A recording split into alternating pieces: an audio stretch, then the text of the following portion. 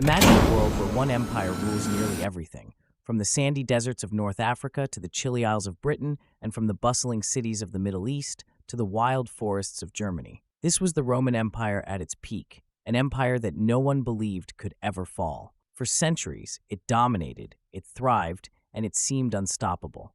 But nothing lasts forever. In time, the mighty Roman Empire began to weaken. It didn't collapse in a single day or even a single year.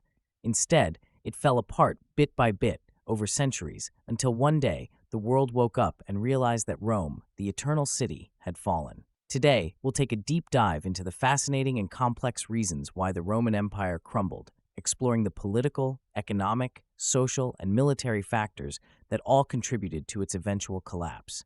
To understand how the Roman Empire fell, we need to look back to when it was at its strongest. Picture this.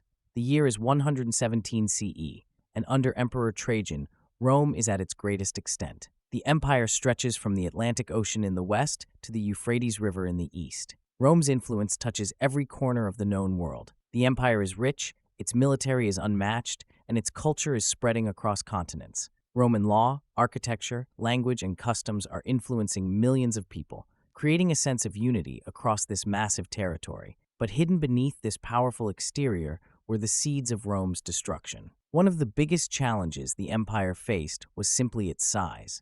It was so large that governing it effectively became almost impossible. The farther away you were from the capital, the harder it was for Rome to maintain control. Local governors often had to make decisions on their own, sometimes going against the orders of the emperor. Over time, this created pockets of resistance and disloyalty. Let's start by looking at political instability, which was one of the first major cracks in the foundation of the Roman Empire. The Roman government was designed for a small city-state, not an empire that spanned multiple continents. Early on, the Roman Republic was known for its complex system of checks and balances, with power shared between elected officials. But by the time of the empire, the system had changed. Now, one man, the emperor, held all the power, and that was both a strength and a weakness. When a strong, capable emperor was in charge, things ran smoothly. But when a weak or corrupt emperor took power, the entire system could start to fall apart. One of the major problems was that there was no clear system for deciding who would be the next emperor. Sometimes the current emperor would appoint his successor, but just as often, the emperor would die suddenly, leaving a power vacuum. This led to frequent civil wars, where different factions would fight for control of the throne. Between 235 and 284 CE, the Roman Empire experienced a period known as the Crisis of the 3rd Century. During these 50 years, over 20 emperors came and went, most of them meeting violent ends. Some were assassinated by their own troops, while others were overthrown by rivals. This constant fighting for the throne drained the empire's resources and left the people weary of the endless cycle of violence. Corruption became widespread. Emperors and officials were more concerned with holding on to power than with governing the empire effectively. Bribes and favoritism were common, and many officials used their positions to enrich themselves rather than to serve the people. As a result, the government became less efficient, and trust in the leadership declined. This political instability also made it harder to defend the empire's borders, as troops were often pulled away from frontiers to support one candidate for emperor or another. This brings us to the Roman economy, another major factor in the empire's decline. In the early days, Rome's economy was built on agriculture, trade, and the spoils of war. Conquering new lands brought in wealth, resources, and slaves, all of which fueled the empire's growth. But by the 2nd century CE, Rome's expansion had slowed. The empire's borders were more or less set, and without new conquests, the flow of wealth began to dry up. This put a strain on the economy, Rome, especially as the costs of maintaining such a large empire continued to rise. One of the biggest expenses was the military. Rome's army was its pride and joy, the force that had built and maintained the empire. But armies are expensive. Soldiers need to be paid, fed, and equipped, and the larger the empire, the more soldiers you need. By the 3rd and 4th centuries, the cost of maintaining the army was enormous, and it was draining the empire's coffers. To pay for the military and other government expenses, emperors began raising taxes. But this only made things worse. Heavy taxation put a huge burden on the people, especially farmers and small landowners. Many couldn't keep up with the high taxes and were forced to sell their land or go into debt. Over time, this led to the decline of the middle class, which had once been the backbone of the Roman economy. At the same time, inflation became a major problem.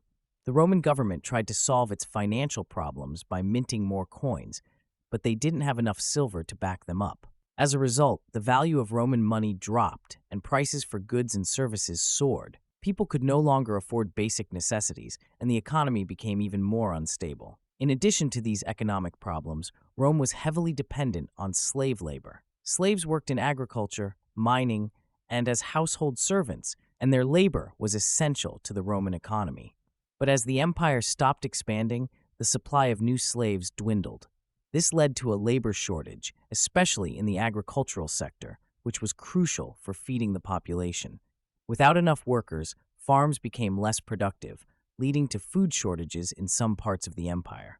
The combination of high taxes, inflation, and labor shortages created a vicious cycle that the Roman economy couldn't escape from. The social fabric of the Roman Empire also began to unravel. As the economy worsened, the gap between the rich and the poor widened. The Roman elite continued to live in luxury, while the majority of the population struggled to make ends meet. This led to growing social unrest. Many people no longer felt any loyalty to the empire. Why should they, when the government seemed more interested in protecting the interests of the wealthy than in helping the common people? Corruption and greed were rampant, and the old Roman values of duty, honor, and loyalty began to fade. In earlier times, being a Roman citizen had been something to be proud of, but now, many people saw the empire as a corrupt and failing system. There was also a growing population decline due to diseases such as the plague, which swept through the empire and killed large numbers of people. With fewer people to work the land, serve in the army, or pay taxes,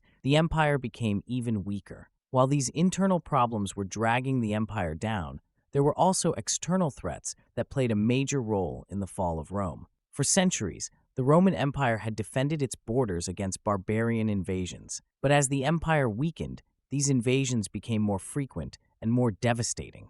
One of the biggest threats came from the Germanic tribes to the north. Tribes such as the Goths, Vandals, and Franks had long been in conflict with Rome. At times, they would raid Roman territories, and at other times, they would serve as mercenaries in the Roman army. But by the 4th and 5th centuries, these tribes were no longer content with just raiding.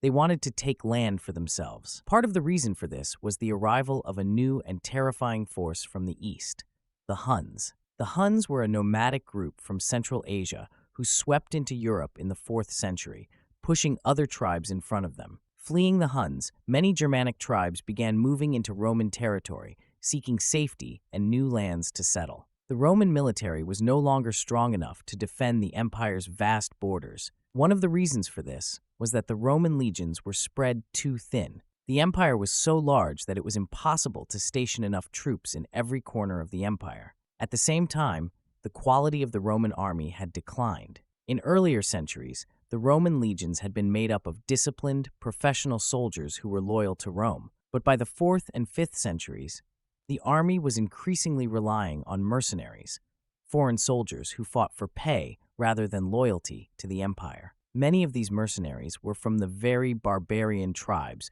that were threatening Rome's borders. While some of these mercenaries were skilled fighters, they often lacked the discipline and commitment of traditional Roman soldiers. In an attempt to deal with these problems, one of Rome's most important emperors, Diocletian, made a drastic decision in 285 CE. He decided to divide the Roman Empire into two parts, the Western Roman Empire and the Eastern Roman Empire, later known as the Byzantine Empire. Diocletian believed that the empire had become too large and complex to be governed by a single ruler. By dividing it in two, he hoped that each half could be more effectively managed by its own emperor. The Western Roman Empire, with Rome as its capital, would control Europe and North Africa, while the Eastern Roman Empire, based in Constantinople, modern-day Istanbul, would oversee the rich provinces of the Middle East, Egypt, and parts of southeastern Europe.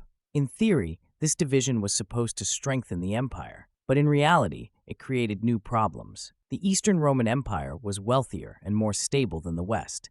Its cities were rich from trade, its armies were stronger, and its people were better protected. The Western Roman Empire, on the other hand, was poorer and more vulnerable to invasion. While Constantinople thrived, Rome struggled to hold on to its territories. Over time, the two halves of the empire began to drift apart, and rather than working together, they often acted as rivals. One of the most important events in the fall of the Western Roman Empire was the rise of Christianity. In the early days of the Roman Empire, Christianity was just one of many religions practiced by the people. But that began to change in the 4th century. In 312 CE, the Emperor Constantine converted to Christianity after a vision he claimed to have before a major battle. Constantine believed that the Christian God had helped him win the battle, and from that moment on, he became a supporter of the Christian faith. In 313, he issued the Edict of Milan, which granted religious freedom to Christians and allowed them to practice their faith openly. This was a major turning point in Roman history. For centuries, the Roman state had been closely tied to its traditional gods.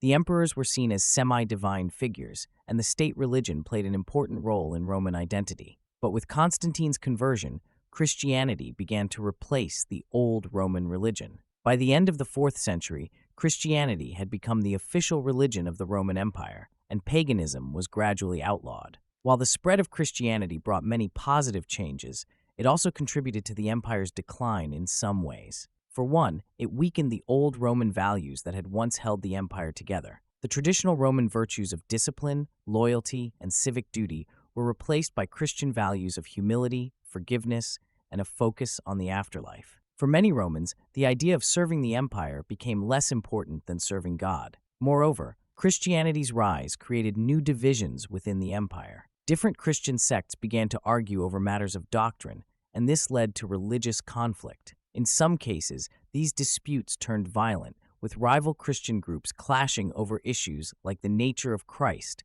and the interpretation of Scripture. The government, already struggling to maintain order, now had to deal with religious unrest on top of its other problems. Meanwhile, the external threats to the Western Roman Empire were growing more severe. The Visigoths, a Germanic tribe, had long been allies of Rome, but in the late 4th century, they began to feel increasingly threatened by the Huns, who were moving westward from Central Asia. In 376 CE, the Visigoths asked the Roman government for permission to settle in Roman territory, hoping to escape the Huns. The Romans agreed, but they treated the Visigoths poorly, exploiting them and forcing them into harsh conditions. This mistreatment led to rebellion. In 378, the Visigoths, under their leader Alaric, defeated a Roman army at the Battle of Adrianople, one of the worst military defeats in Roman history. The Roman Emperor Valens was killed in the battle, and the Roman army was left in disarray. For the first time, a major Roman military force had been decisively beaten by a barbarian army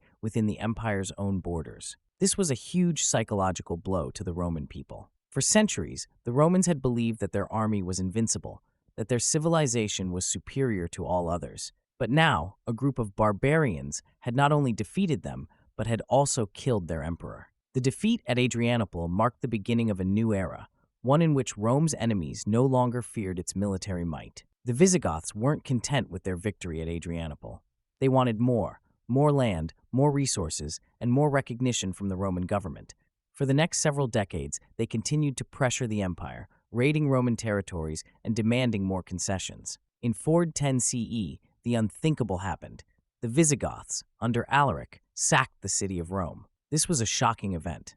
Rome, the eternal city, the heart of the empire, had not been invaded by a foreign enemy in over 800 years. For many Romans, it was the ultimate sign that the empire was in terminal decline. Although the sack of Rome was relatively brief and not as destructive as it could have been, it was a massive symbolic blow. The once great city was now vulnerable to barbarian invaders, and the myth of Rome's invincibility was shattered.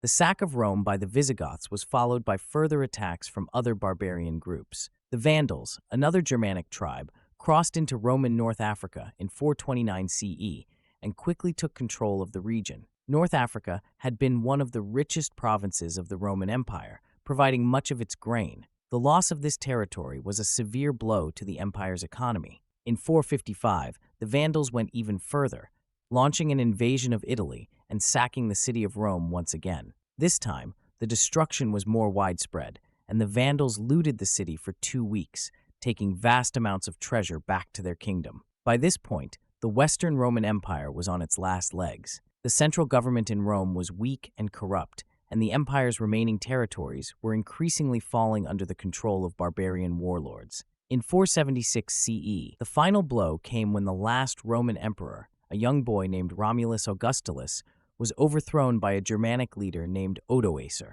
Odoacer declared himself king of Italy, and the Western Roman Empire effectively ceased to exist. The fall of the Western Roman Empire in 476 CE is often considered the official end of the Roman Empire, but in reality, the empire had been in decline for centuries. Many historians argue that the Roman Empire didn't fall so much as it transformed. While the Western Roman Empire crumbled, the Eastern Roman Empire, or the Byzantine Empire, continued to thrive for nearly another 1,000 years. Based in Constantinople, the Byzantine Empire preserved many aspects of Roman culture, law, and governance, and it would go on to play a major role in the history of Europe and the Middle East. So why did the Roman Empire fall? As we've seen, it wasn't just one reason. It was a combination of factors that all came together to bring about the empire's collapse. Political instability, with frequent changes of leadership and civil wars, weakened the central government. Economic troubles, including heavy taxation, inflation, and labor shortages, drained the empire's resources. Social decline, with growing inequality and a loss of civic values, undermined the unity of the Roman people. Military challenges, with barbarian invasions and a declining army, made it impossible to defend the empire's borders. And religious changes, particularly the rise of Christianity, changed the cultural fabric of the empire and contributed to internal divisions. But even though the Roman Empire fell, its legacy lived on. Roman law, language, and culture continued to influence the world long after the fall of Rome. The Latin language formed the basis of many modern European languages, including Italian, Spanish, French, and Portuguese. Roman law became the foundation for many legal systems in Europe and around the world. Roman architecture, with its use of arches, domes, and concrete, inspired builders for centuries. And perhaps most importantly, the idea of Rome as a powerful, civilized empire continued to captivate the imagination of people long after the empire itself was gone. In conclusion, the fall of the Roman Empire was a long and complex process that took place over several centuries. There was no single cause of the empire's collapse, but rather a combination of political, economic, social, military, and religious factors that all contributed to its decline. Even though the Roman Empire fell, its influence can still be seen in the modern world. And perhaps that is the most remarkable thing about Rome. Even in its fall, it continued to shape the course of history.